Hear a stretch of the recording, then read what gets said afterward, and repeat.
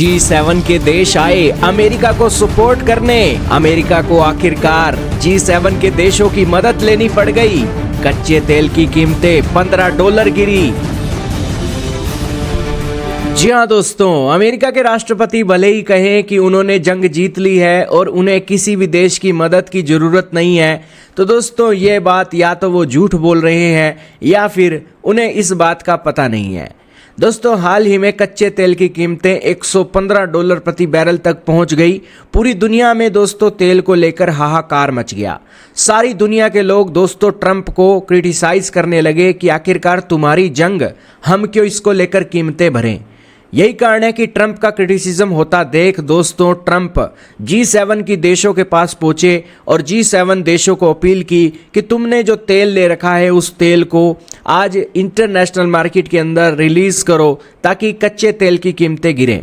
और उसके बाद दोस्तों कच्चे तेल की खबर जैसी ही आई वैसे ही कीमतें $100 प्रति बैरल तक गिर गई और $15 की गिरावट देखने को मिली।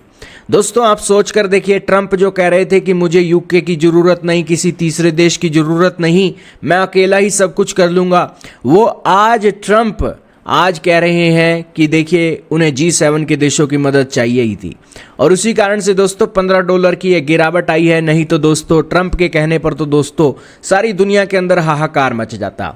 खैर ट्रंप माने या ना माने, लेकिन ये सच्चाई है और इसको लेकर दोस्तों ट्रंप से ज़्यादा शुक्रिया G7 के देशों का ही करना चाहिए, क्योंकि वो ही अमेरिका के राष्ट्रपति को समझा सकते हैं और अमेरिकी राष्ट्रपति उनकी बात ही गौर से सुनते हैं।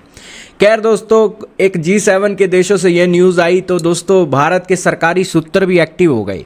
ANI हिंदी न्यूज़ ने ट्वीट किया सरकारी सूत्रों के हवाले से। उन्होंने कहा कि पेट्रोल और डीजल की कीमतें बढ़ने की उम्मीद नहीं है क्योंकि उनके पास अच्छा स्टॉक है, लेकिन कच्चे तेल की कीमतें अगर $130 को पार कर जाती हैं तो पेट्रोल डीजल की कीमतें बढ़ सकती हैं। उन्हें उम्मीद है कि कच्चे तेल की कीमतें लगभग $100 प्रति बैरल ही होंगी, जिससे उनको कोई समस्या नहीं होगी। उन्होंने स्ट्रेट ऑफ हॉर्मुज के बाहर के रास्तों से कच्चे तेल की सोर्सिंग भी तेज कर दी है और देश हित में देश को कोई किल्लत ना हो उसको लेकर मोदी सरकार एक डटकर काम कर रही है। और मोदी सरकार एक कह रही है कि देखिए सारी दुनिया भले ही परेशान हो रही हो, लेकिन हमने आपके लिए एक सोर्सिंग अच्छे से कर ली है। तो खैर मोदी सरकार इसमें भी तेज थी और ये तेज तभी हुआ जा सका जब वो एक वेस्टर्न कंट्रीज़ के साथ संपर्क में थी। अगर दोस्तों वेस्टर्न कंट्रीज़ के साथ संपर्क ना होता, बातचीतें ना होती, हमारी स्ट्रेटजी ना होती, तो दोस्तों हम भी आज तेल को लेकर किल्लत में होते। तो वाकई में दोस्तों मोदी सरकार की तारीफ तो बनती ही है। खैर दोस्तों आपका क्या मानना है कमेंट सेक्शन में बताइएगा।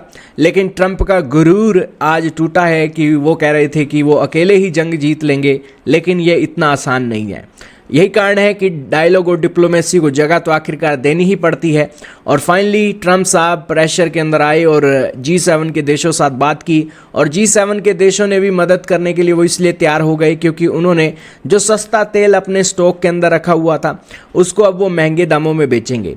अब तो दोस्तों G7 के देश ये उम्मीद करें कि ये जंग लंबी ना चले, लेकिन अगर ये जंग लंबी चल भी जाती है तो अमेरिका के पास उसको लेकर भी हथियार हैं। अमेरिका के राष्ट्रपति ने G7 के देशों को कहा कि अपने कमाई करनी है तो भाई कर लो, अभी मौका है। और उन्होंने दोस्तों कच्चे तेल का जो स्टॉक है $60 $70 प्रति बैरल से जो भर रखा था G7 के देशों ने, उसको वो महंगे रेटों में भर देंगे और एक्सपोर्ट कर देंगे इंटरनेशनल मार्केट में। और जब दोस्तों उनके स्टॉक खाली हो जाएंगे तो वेनेजुएला का तेल तो जिंदाबाद है ही, वो सारा तेल दोस्तों G7 देशों में जाएगा और वो सस्ते रेटों में जाएगा। वेनेजुएला तो घर की बात है। तो दोस्तों ये होता है फ़ायदा। ये अमेरिका के राष्ट्रपति जो एक डील करते हैं उसके चलते एक तीर से कई निशाने मारते हैं। और इसी वजह से दोस्तों G7 के देश अमेरिका के फ़ैन हैं, क्योंकि उन देशों को दोस्तों कुछ करना भी नहीं पड़ता, अमेरिका उनके लिए सारा प्लान बना देता है।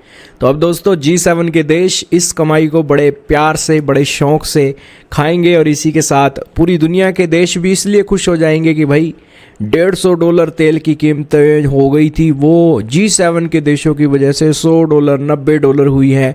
तो दोस्तों ले लो, तेल मिल रहा है, यही बहुत बड़ी बात है। लेकिन ये नहीं पता कि दोस्तों ये सारा खेल यहाँ पर चल रहा है। तो इसलिए दोस्तों अमेरिका बड़ा मीठा चोर है और मिठाई भी दिखा देता है और फिर चोरी भी बड़ी ज़ोर से करता है।